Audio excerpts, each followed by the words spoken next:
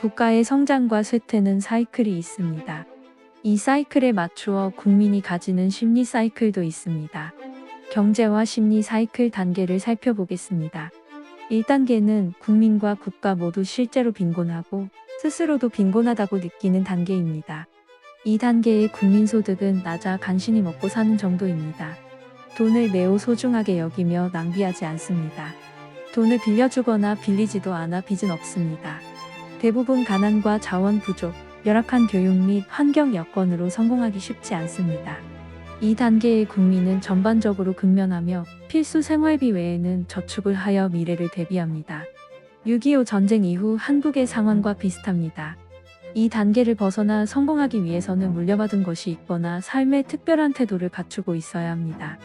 2단계는 국민과 국가는 부유한데 스스로 가난하다고 생각하는 단계입니다. 이 단계의 국민은 여전히 부지런합니다. 가난의 무서움을 잘 알고 있기 때문입니다. 고정환율제를 채택하여 수출을 활성화하며 외화를 벌어들이고 저축률이 높습니다. 실물 자산과 인적 자원, 기반 시설, 연구 개발 등에 투자를 많이 합니다. 자본시장과 법률이 재정비되면서 생산성이 확대됩니다. 2단계에는 생산성과 소득이 급속히 성장합니다. 물가 상승률보다 임금 상승률이 높으며 국가 경쟁력이 강화됩니다.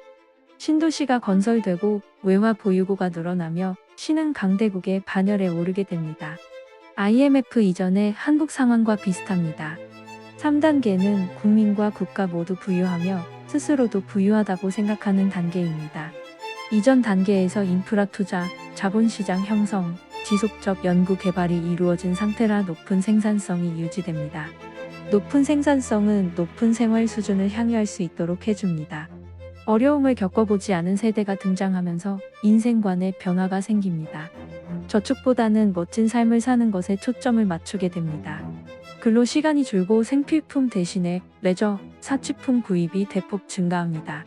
예술과 학문이 꽃을 피우게 되면서 문화 전성기에 돌입합니다.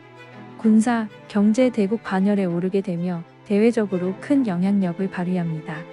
2단계의 몇몇 국가는 제국을 형성하며 기축통화국이 되기도 합니다. 우리나라는 2단계에 진입하였다고 볼 수 있습니다. 4단계는 국민과 국가의 현실은 가난한데 스스로 여전히 부자라고 생각하는 단계입니다. 이 단계에서는 소득보다 부채가 많습니다. 1단계와 2단계에 가난했던 시절을 경험했던 사람들은 죽거나 노인이 되었습니다. 그 아래 풍요로움 속에서 어려움 없이 자라난 세대는 가난의 무서움을 모릅니다. 많이 버는 대신 많이 소비합니다.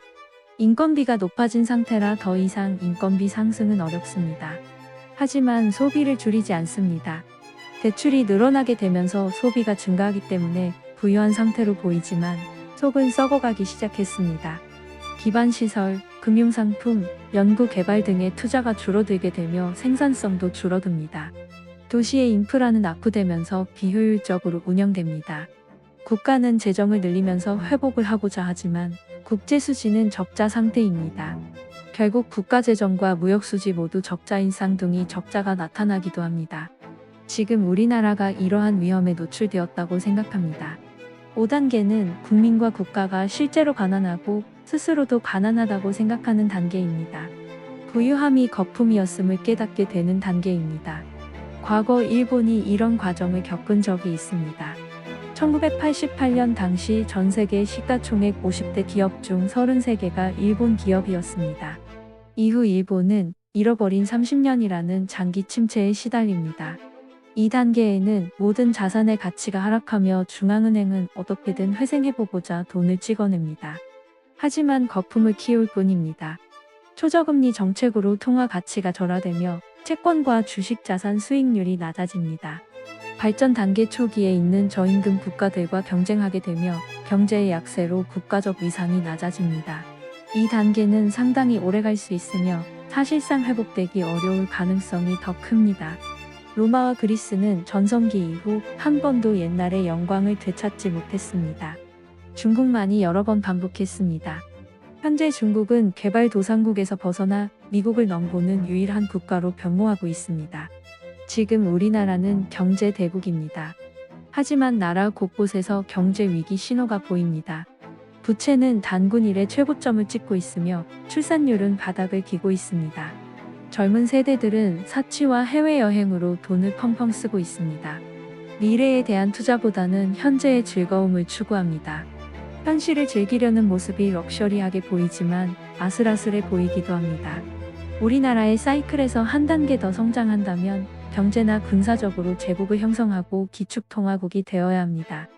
하지만 인구나 자원이 턱없이 부족하기 때문에 그럴 가능성은 없습니다. 한때 상온 초전도체가 개발되었다며 가능성이 살짝 엿보이기는 했지만 해프닝에 불과했습니다. 그래서 현재 대한민국은 지금이 최전성기라고 보면 되겠습니다. 우리나라는 실제로 부유하며 우리 스스로도 부유하다고 생각하는 단계입니다. 다음 단계는 착각하는 단계입니다. 부유하다고 생각하지만 실제로는 부유하지 않습니다. 대한민국은 부유한 상태이지만 부채로 버티고 있는 상황이며 점점 부유하지 않은 단계로 넘어가고 있습니다. 즉, 내려갈 차례라는 것입니다. 영상을 제작하면서 저 역시 착잡한 기분에 빠져버렸습니다. 하지만 저는 언제나 돌파구가 있다고 생각하는 사람입니다.